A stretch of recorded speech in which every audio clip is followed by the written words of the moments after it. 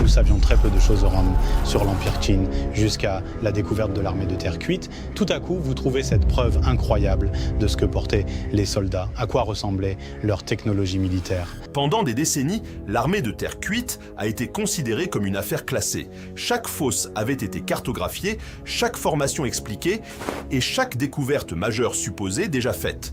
Ils sont totalement exceptionnels et uniques dans l'histoire chinoise, mais ces figures humaines vraiment très complexes et grandeur nature, c'est quelque chose que nous n'avons pas vu auparavant. Puis, cette certitude s'est fissurée au cœur de la fosse 2. Les archéologues ont mis au jour un commandant de l'armée de terre cuite, différent de tout ce qui avait été documenté auparavant, et plus ils creusaient, plus les preuves devenaient étranges, obligeant les historiens à repenser les fondements de l'histoire militaire la plus ancienne de la Chine.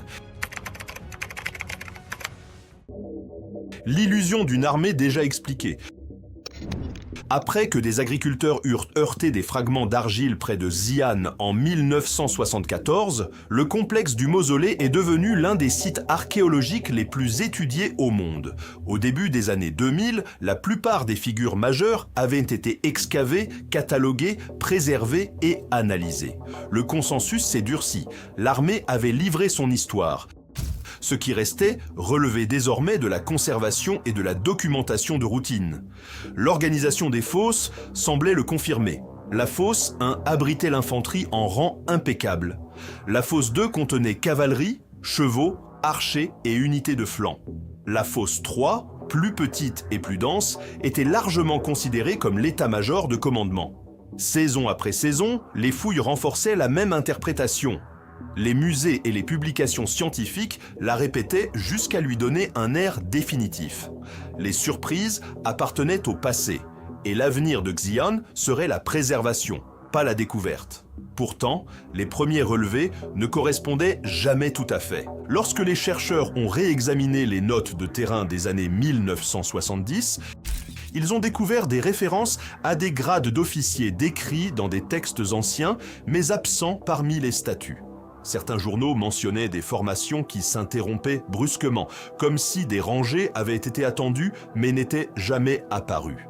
Les responsables des fouilles ont attribué ces incohérences au bruit habituel d'une excavation. Les notes ont été archivées. Les sources écrites ont soulevé des doutes plus profonds.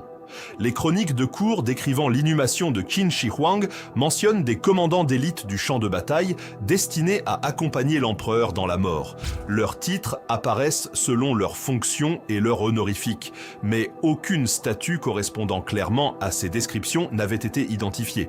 Les comparaisons entre les mémoires historiques de Sima Qian et la hiérarchie mise au jour lors des fouilles ont révélé des incohérences que les chercheurs n'ont jamais vraiment résolues.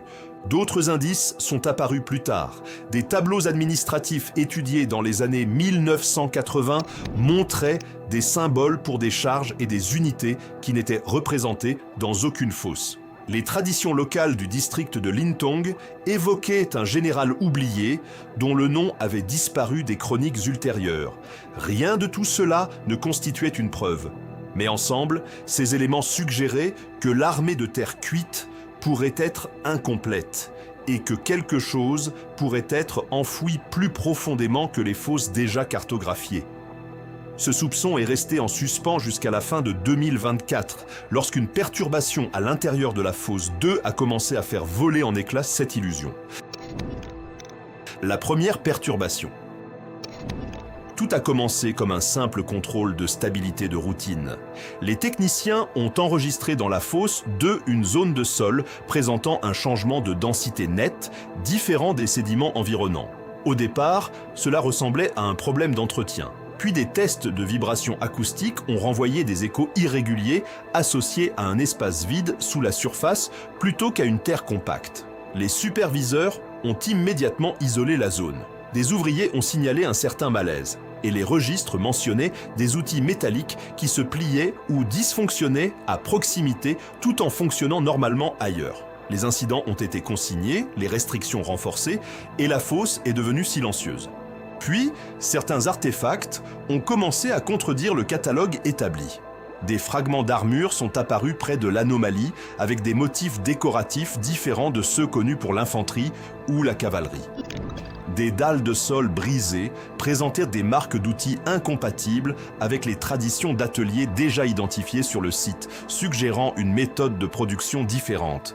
À la même période, un journal de terrain des années 1990 a refait surface, mentionnant un possible vide sous une rangée de fosses de chevaux. Une observation autrefois écartée, désormais troublante de pertinence. Les tessons de poterie ont compliqué l'affaire davantage. Plusieurs portaient des marques associées à de hauts responsables de l'État quin, le type d'inscription que l'on ne trouve jamais près de simples soldats. Leur présence à un endroit où aucune figure d'élite n'avait été recensée a soulevé une question que l'équipe ne pouvait plus ignorer. Pourquoi des marques administratives d'élite se concentreraient-elles autour d'un vide apparent ? La perturbation ressemblait désormais moins à un comportement aléatoire du sol qu'à une construction scellée. Les chercheurs ont alors fait venir des instruments capables de sonder ce qui se trouvait sous la terre. Le schéma caché sous la fosse 2. Un radar à pénétration de sol à haute résolution a balayé la surface. L'antenne renvoyait sans cesse le même écho net depuis un point précis. Les données traitées ont révélé le contour rectangulaire d'une structure aux bords droits et aux angles nets, trop précis pour être naturel. Pour le confirmer, les responsables ont autorisé une imagerie par muons. Des particules cosmiques ont dessiné l'ombre d'une chambre sous le rectangle détecté par radar, avec des parois d'une épaisseur presque identique. Les scientifiques ont souligné que les cavités naturelles ne produisent pas des mesures aussi uniformes. Tout indiquait une construction intentionnelle. Les deux ensembles de données concordaient et le débat s'est intensifié. Certains réclamaient une excavation immédiate. D'autres appelaient à la prudence, avertissant d'un possible effondrement ancien ou d'une instabilité du sol. Les réunions internes débattaient de sa fonction. Espace de commandement, zone de stockage ou compartiment que personne n'avait encore imaginé.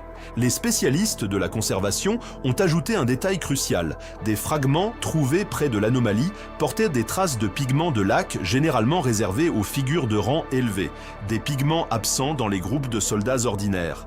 Radar, muons et pigments d'élite pointaient vers une seule conclusion. Sous la fosse, se trouvait une section qui ne correspondait pas à l'armée connue. Un plan de fouille contrôlé a alors été approuvé. La couche scellée. Lorsque les ouvriers ont retiré la couche supérieure de terre, un liquide sombre s'est infiltré par une fine fissure et s'est répandu sur le fond de la tranchée. Il était noir, épais et fortement acide.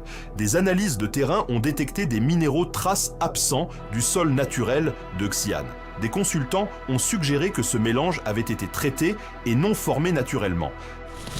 Sa fonction a immédiatement suscité des désaccords. Certains pensaient qu'il s'agissait d'une barrière défensive. D'autres soutenaient qu'il pouvait s'agir d'un agent de conservation destiné à ralentir la dégradation à l'intérieur d'un espace scellé ou d'une fuite provenant d'un contenant dissimulé en dessous. Les fouilles ont été interrompues jusqu'à l'arrivée d'équipements de protection. Lorsque le travail a repris, des géologues ont identifié des amas minéraux contenant un élément absent ailleurs dans la région, habituellement associé à d'anciens sites métallurgiques situés loin de Xi'an. L'implication était claire.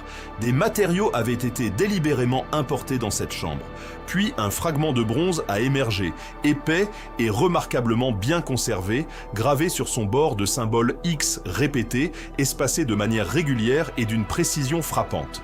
Les conservateurs ont confirmé que ce motif n'apparaissait sur aucun autre artefact du complexe de l'armée de terre cuite. Certains spécialistes ont proposé qu'il s'agissait d'un code d'identification interne pour un grade ou une unité.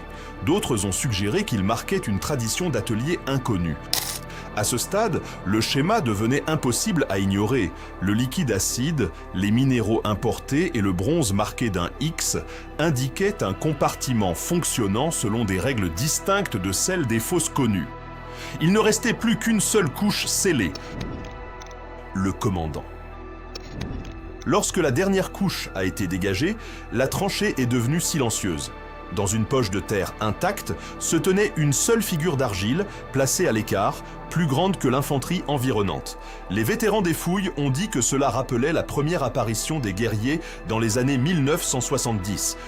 Son armure expliquait pourquoi. La poitrine et les épaules étaient façonnées avec des arêtes saillantes formant des pointes nettes et maîtrisées. Sur toute la surface couraient des rangées continues de symboles X gravés, identiques à ceux du fragment de bronze. Rien de semblable n'avait jamais été observé sur un soldat de l'armée de terre cuite. Sa posture exprimait l'autorité. Son bras droit était levé, paume tournée vers l'avant, non pas pour frapper, mais pour ordonner l'arrêt. Aucune autre figure ne présente cette pose. L'attitude suggérait un rang supérieur à celui des officiers associés à la fosse 3. Sa coiffure renforçait cette impression. Un nœud haut soigneusement sculpté, maintenu par une bande taillée dans l'argile, rappelant de rares descriptions d'un protecteur servant directement sous l'empereur. Les chercheurs l'ont comparé à des notes évoquant un commandant de la garde royale. Puis, il y avait les yeux. Des pupilles profondément creusées captaient les ombres sous les lampes de fouille et des sourcils fortement inclinés lui donnaient une expression presque féroce. Contrairement au visage calme des guerriers ordinaires, cette figure semblait conçue pour intimider. Les traces de pigments ajoutaient une autre dimension. Des fragments de rouge et de vert sombre accrochés aux plis de l'armure, des couleurs associées aux unités d'élite dans de brèves listes militaires Qin. L'analyse des marques d'outils a révélé des découpes d'une finesse inhabituelle, suggérant un atelier dédié aux représentations de très haut rang. La chimie du sol a encore précisé l'histoire. Les indices indiquaient que la statue avait été scellée dans une microchambre avant qu'un effondrement ultérieur ne la fasse descendre plus profondément. Le schéma de conservation semblait délibéré. Quelqu'un avait isolé ce commandant. La documentation a fini par admettre ce que l'équipe ne pouvait plus ignorer. Il s'agissait d'un commandant d'un rang exceptionnel, marqué par un symbolisme et un savoir-faire situé en dehors de la hiérarchie connue et absent des archives qu'inconservées. L'émerveillement s'est alors mêlé à un certain malaise. Si une figure comme celle-ci avait été dissimulée, la chambre elle-même ne constituait peut-être pas le dernier secret. La chambre plus profonde. Lorsque la chambre du commandant a été stabilisée, l'équipe a remarqué une fissure le long des dalles sous sa plateforme, comme si le sol avait été construit au-dessus d'un autre espace. Des scans structurels ont confirmé un vide net en dessous, ce qui semblait être la fin ressemblait désormais à une entrée. Après des travaux de renforcement, les dalles ont été soulevées. Une ouverture carrée est apparue, un air frais est remonté vers la surface. Lorsque des lampes ont été descendues dans l'obscurité, elles ont révélé des rangées de formes métalliques alignées contre le mur. Les archéologues venaient de découvrir une armurerie cachée. À l'intérieur, de véritables armes en bronze reposaient sur des râteliers restés debout pendant plus de 2000 ans. Il s'agissait d'armes de combat. De longues épées de bronze sont apparues en premier. Leur surface montrait très peu de corrosion et leurs tranchants restaient suffisamment affûtés pour nécessiter des gants renforcés. Des analyses métallurgiques ont révélé des alliages différents de ceux des lames Qin standard, contenant des éléments traces non documentés sur des sites comparables. Des hallebardes sont apparues ensuite avec des lames allongées et des extensions courbes qui ne correspondaient à aucun modèle Qin connu, suggérant un entraînement spécialisé. Des arbalètes reposaient à côté, certaines dotées de mécanismes de détente complexes et imbriqués qui semblaient étonnamment avancés pour le IIIe siècle avant notre ère. Des lances et des dagues haches complétaient l'ensemble. Les hampes en bois avaient disparu, mais les têtes de bronze demeuraient remarquablement bien conservées, et aucune ne correspondait au modèle standardisé décrit dans les archives Qin. Puis le détail le plus troublant est apparu. Chaque arme portait la même marque, un X net gravé avec des proportions identiques. Le symbole se retrouvait sur les lames d'épée, les douilles des hallebardes, les détentes d'arbalètes et les arêtes des dagues haches. La répétition était trop précise pour être décorative. Certains chercheurs ont soutenu que le X indiquait la propriété, ce qui signifierait que l'arsenal appartenait au commandant situé au-dessus. D'autres pensaient qu'il marquait une division restreinte, une unité d'élite d'intervention omise des chroniques conservées. Un groupe plus restreint a avancé une hypothèse plus sombre. Le X pourrait avoir été la désignation du commandant lui-même. effacé plus tard à cause d'un conflit interne à la cour. Quelle que soit l'explication, la découverte a forcé une réévaluation de la puissance Qin. L'armée de terre cuite avait longtemps été interprétée comme un symbole d'ordre. L'armurerie cachée suggérait une hiérarchie derrière la hiérarchie, des unités spécialisées, une métallurgie avancée et des rangs absents des textes qui ont façonné la compréhension moderne des premières guerres chinoises. Si un ordre d'élite a existé sous Qin Shi Huang et a été enterré avec un tel secret, alors les archives officielles sont incomplètes. Et pourquoi ces marques en X ont-elles été protégées avec une telle obsession contre tout regard ? Alors que l'armurerie a été de nouveau scellée pour des raisons de conservation, l'équipe est repartie avec une question impossible à ignorer.